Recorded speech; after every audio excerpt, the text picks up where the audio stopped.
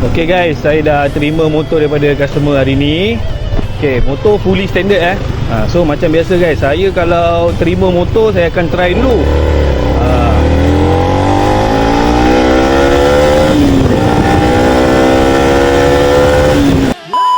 Okay guys, Alhamdulillah hari ni ada sebiji motor Y15 tahun 2021. Okay, korang boleh tengok tayar besar, sprocket standard, alright. Engine pun standard. So macam biasa guys, dia nak masuk 3 barang guys. Coil plug daripada Umar Racing, air filter daripada Umar Racing, trompet besi guys. InsyaAllah guys, kita akan cuba bagi respon yang terbaik untuk motor ni, walaupun motor ni standard guys.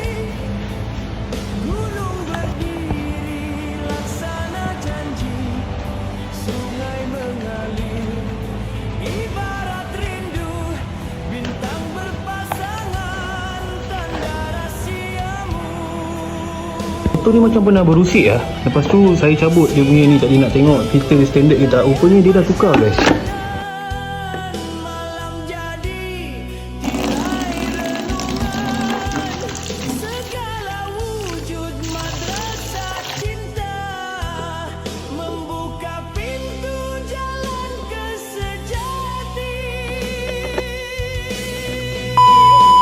Okay guys, Alhamdulillah siap dah pasang 3 barang.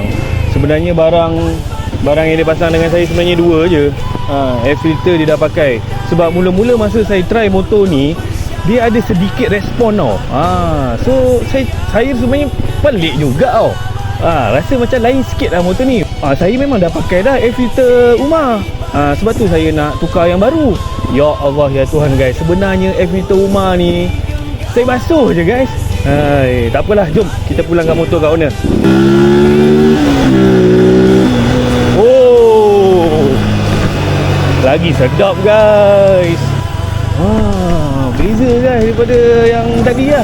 Pak owner pun dia tak nak bising sangat. Dia tak nak bising sangat. Okay, kita try lah naik bukit sikit sana. Okay, jom. Woi, koyak jugalah. Woi. Alhamdulillah. Ada koyak sikit ujung tu. Alhamdulillah. Bismillah.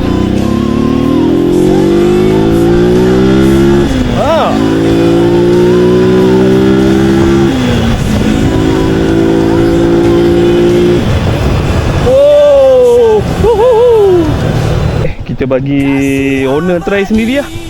Tengok apa perbezaan sebelum dan